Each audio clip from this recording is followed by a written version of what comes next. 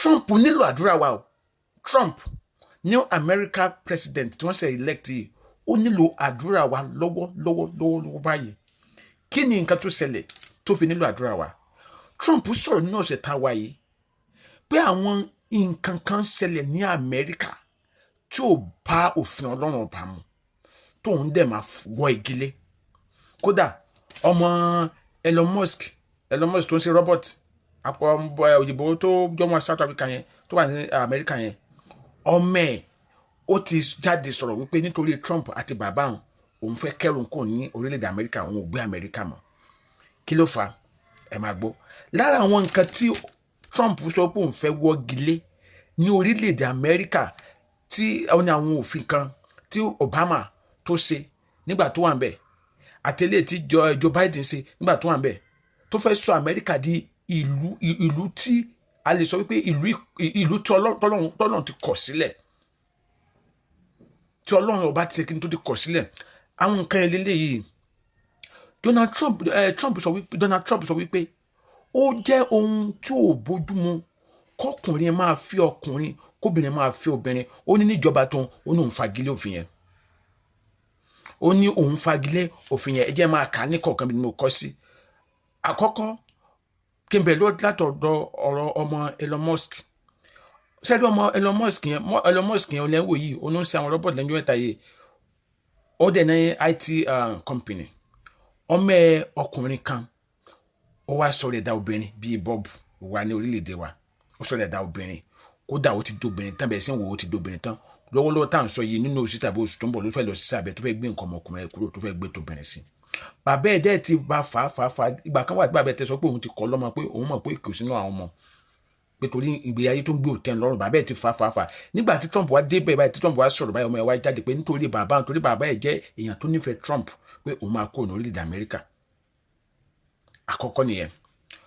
Trump wá ní òun gbọ́ wípé wọ́n ti fi sínú òfin láyé Joe Biden pé kí wọ́n máa kọ́ àwọn ọmọ kéékèèké nílé ìwé nípa àǹfààní tó wà nínú kọkùnrin àtọkùnrin máa fẹ́ra àti kóbìnrin àtobìnrin máa fẹ́ra.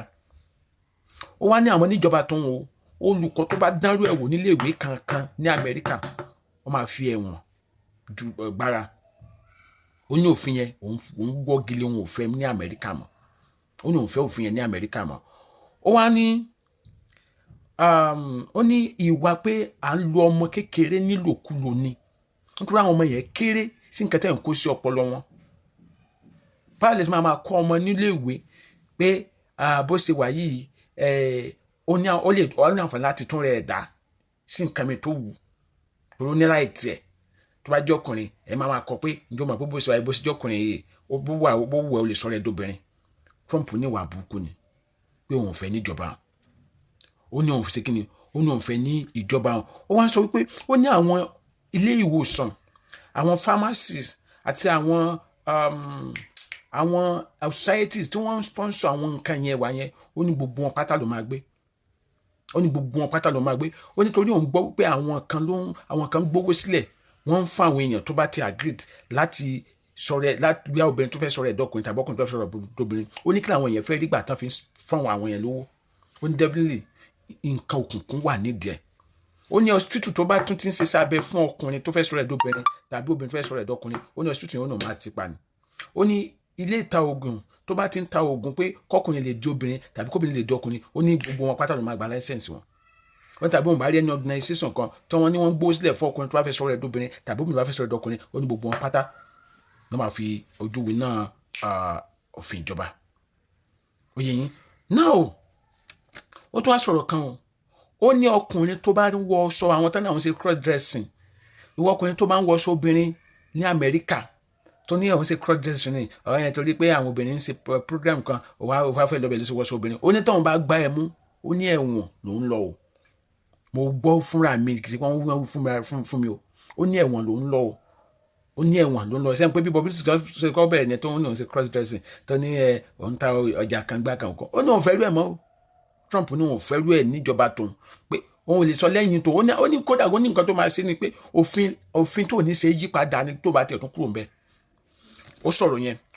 Ó wá ní torí orílẹ̀-èdè torí ẹ̀ bá pé kò ní fọwọ́ sí nǹkan tí Amẹ́ríkà ń ṣe yẹn ó ní nǹkan tó lòdì sí òfin Ọlọ́run gbá ni bí tẹ́ mọ̀ pé Trump mọ Ọlọ́run bí eléyìí o mi mọ̀ pé mọ Ọlọ́run bí eléyìí o ó ní ìjà mọ̀ wípé òun ò mọ tẹ́lẹ̀ lágbà tí òun ti wà pé òun mọ̀ bí ọtí koro ni bí ọtí dùn ni ó ní òun mọ̀ ó ní òun mọ tẹ́lẹ̀ mo ní ẹ̀yẹ́ Trump ní òun mọ tẹ́lẹ̀ ṣùgbọ́n nǹkan kan tó wá ń ṣẹlẹ̀ báyìí ni wípé àwọn Europe ọwọ́ à ń kórìíra ẹ̀ báyìí wọ́n ní ìgbésẹ̀ tó gbé yẹn pé kò ní ráìtẹ̀ láti gbé pé bí ẹni tó fẹ́ máa pàṣẹ bí ológun ni ẹjọ́ kí ni àwọn European countries yẹn fẹ́ gbà nínú ìwà ìbàjẹ́ yẹn ṣe rí i pé nígbà tí wọ́n campaign wọ́n support ẹ̀ náà ṣùgbọ́n Trump bó ṣe dípò máa ń sọ̀rọ̀ àbọ̀ ṣùgbọ́n tẹ́ bá wò ó ẹ rí i pé ó kò láì gbogbo nǹkan ẹ̀gbin nǹkan burúkú tó ń ṣẹlẹ̀ l'Amẹ́ríkà yẹn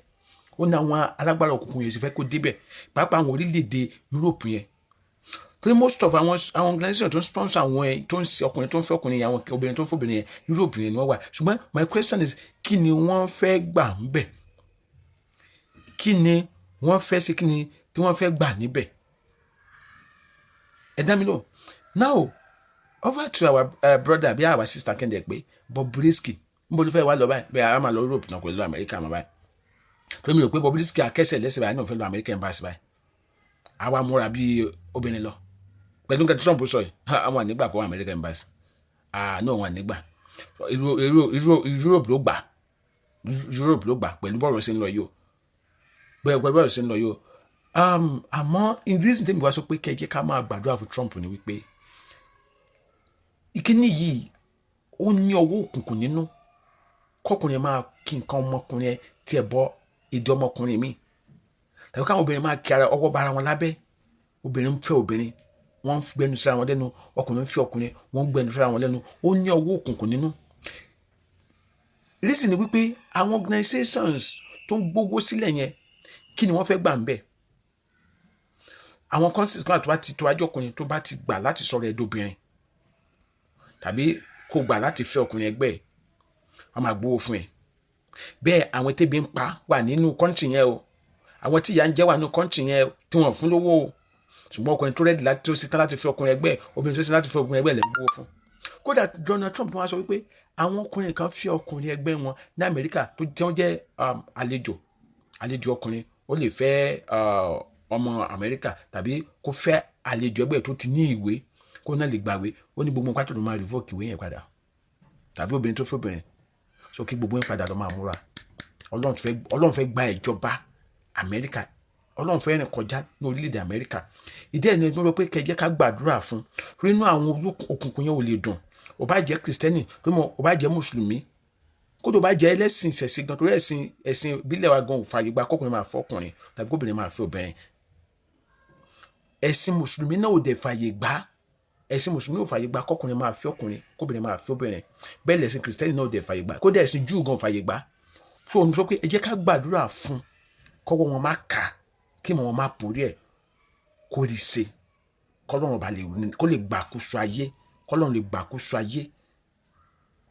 ẹ wo orílẹ̀-èdè South Africa ẹ máa rí tí ọmọ máa tójú bàbá lọ máa ṣe wedding ọmọkùnrin náà á máa tójú bàbá ṣe wedding fún ọkùnrin ẹgbẹ́ àwọn obìnrin ẹ̀jẹ̀ máa jókòó síbẹ̀ ìgbélé ayé ti bàjẹ́.